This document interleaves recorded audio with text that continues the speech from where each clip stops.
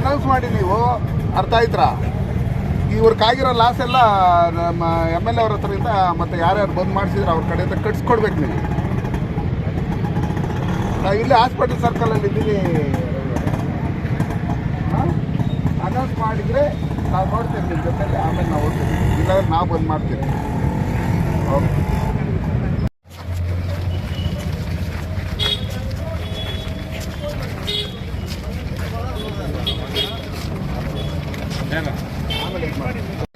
ಬಂಗಾರಪೇಟೆ ತಾಲೂಕಿನಲ್ಲಿ SN ನಾರಾಯಣಸ್ವಾಮಿ ಅವರಿಗೆ ಮಂತ್ರಿಗಿರಿ ಕೊಟ್ಟಿಲ್ಲ ಅಂತೇಳಿ ಅವ್ರ ಚೇಲಗಳನ್ನು ಬಿಟ್ಟು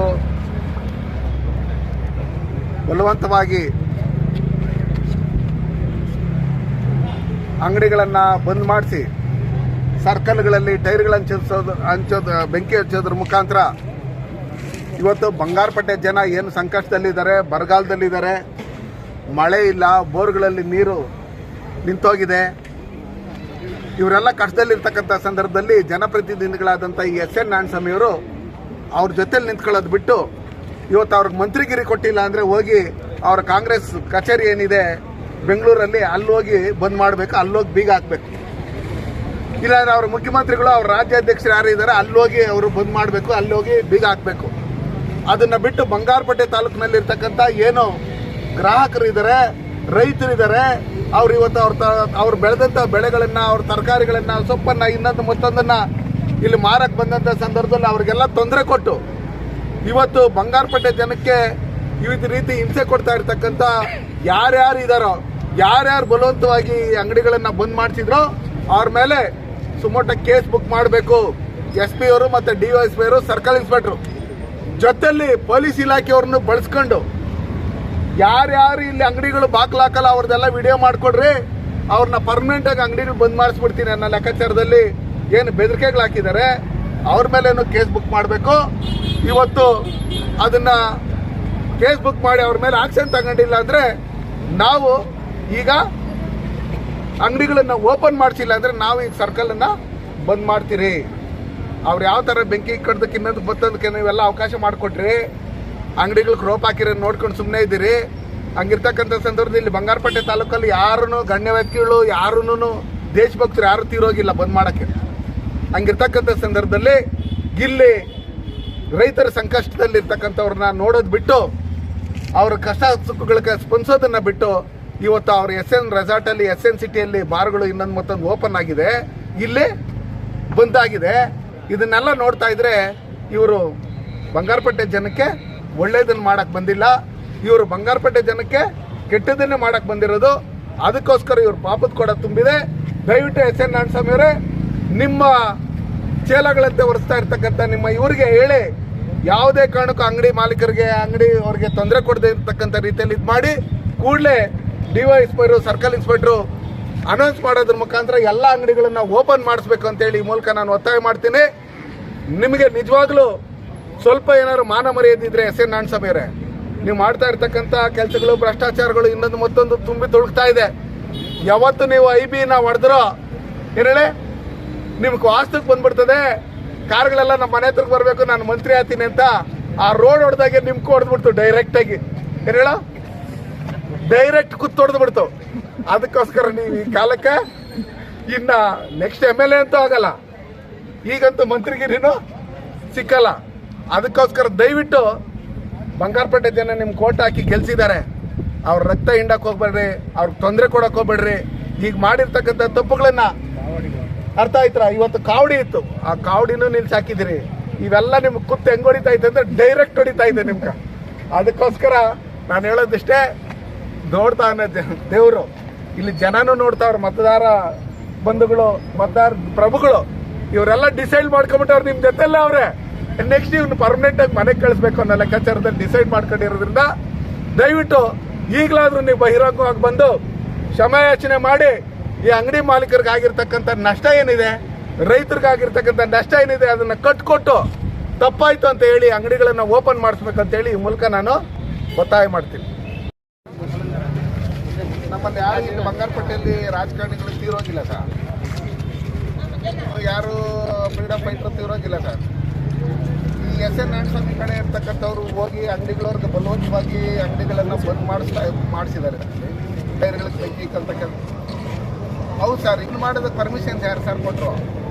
ಇಲ್ಲಿ ಪೊಲೀಸವ್ರನ್ನ ಕಳಿಸಿ ಯಾವ ಅಂಗಡಿಗಳು ಓಪನ್ ಆಗಿದೆ ಆ ಫೋಟೋಗಳು ಇಟ್ಕೊಂಬನ್ನಿ, ಪರ್ಮನೆಂಟಾಗಿ ಬಂದ್ ಮಾಡ್ತೀನಿ ಅನ್ನೋ ಲೆಕ್ಕಾಚಾರದಲ್ಲಿ MLA ಅವರು ಹೇಳಿ ಕಳಿಸಿದ್ದಾರೆ. ಅದಕ್ಕೆ ನಾನು ಲಕ್ಷ್ಮಯ್ಯನವ್ರಿಗೂ ಫೋನ್ ಮಾಡಿದ್ದೆ, ರವಿಯವ್ರಿಗೂ ಫೋನ್ ಮಾಡಿದ್ದೆ, ದಯವಿಟ್ಟು ಅನೌನ್ಸ್ ಮಾಡಿ. ಬಡವರು ಸರ್ ಎಲ್ಲ ಇಲ್ಲಿರೋದು, ಅನೌನ್ಸ್ ಮಾಡಿಬಿಟ್ಟು ಅಂಗಡಿಗಳು ಓಪನ್ ಮಾಡೋಕ್ಕೆ ಹೇಳಿದ.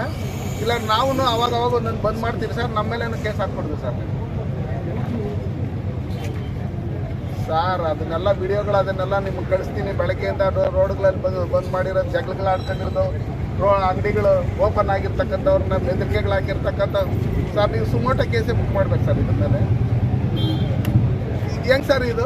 ವಾಲಂಟ್ರಿ ಯಾರು ಇಲ್ಲ ಸರ್. ಇವ್ರಿಗೆ ಮಂತ್ರಿಗಿರಿ ಸಿಕ್ಕಿಲ್ಲ ಅಂದರೆ ಇವ್ರು ಹೋಗಿ ಅಲ್ಲಿ ಕಾಂಗ್ರೆಸ್ ಆಫೀಸಲ್ಲಿ ಅಲ್ಲಿ ಬೀಗ ಹಾಕ್ಬೇಕು ಸರ್, ಅಲ್ಲಿ ಬಂದ್ ಮಾಡ್ಬೇಕು ಸರ್, ಅಲ್ಲಿ ಬಂದ್ ಮಾಡಬೇಕು. ಮುಖ್ಯಮಂತ್ರಿಗಳು DK ಶಿವಕುಮಾರ್ನ ಹೋಗಿ ಅಲ್ಲಿ ಕೇಳ್ಕೊಬೇಕು, ಅವ್ರ ಪಕ್ಷದ ಅಧ್ಯಕ್ಷನ ಕೇಳ್ಕೊಬೇಕು ಸರ್. ಬಂಗಾರಪೇಟೆ ಜನ ಇವ್ರಿಗೆ ಮಂತ್ರಿಗಿರಿ ಕೊಡೋಕ್ಕಾಗುತ್ತೆ ಸರ್?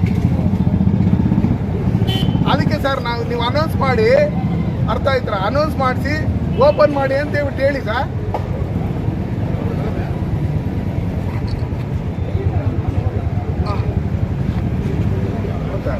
ಫೋರ್ಸ್ಫುಲ್ಲಿನೇ ತಾನೇ ಸರ್. ಇವಾಗ ಎಲ್ಲ ವಿಡಿಯೋಗಳೆಲ್ಲ ನೋಡಿದ್ದೀವಲ್ಲ ಸರ್, ಸೋಷಿಯಲ್ ಮೀಡಿಯಾದೆಲ್ಲ ಬರ್ತಾ ಇದ್ದಾವೆ.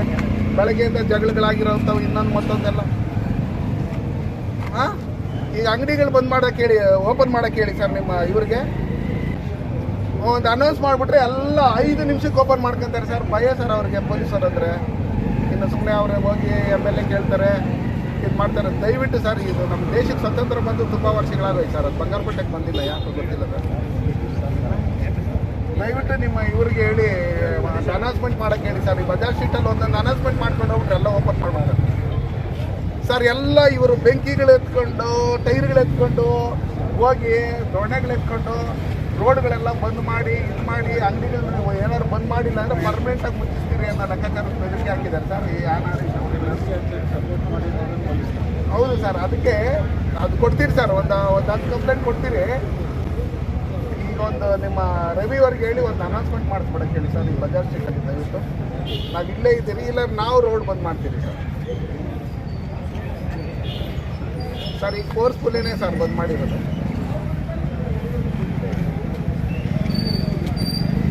ಅದನ್ನು ದೂರ ಕೊಡ್ತೀನಿ ಸರ್. ಈಗ ನಿಮ್ಮ ರವಿಯವ್ರಿಗೆ ಹೇಳಿ ಏನು ಓಪನ್ ಮಾಡೋಕ್ಕೆ ಹೇಳಿ ಸರ್, ಅಷ್ಟೇ. ಓಪನ್ ಮಾಡೋಕ್ಕೆ ಹೇಳಿ.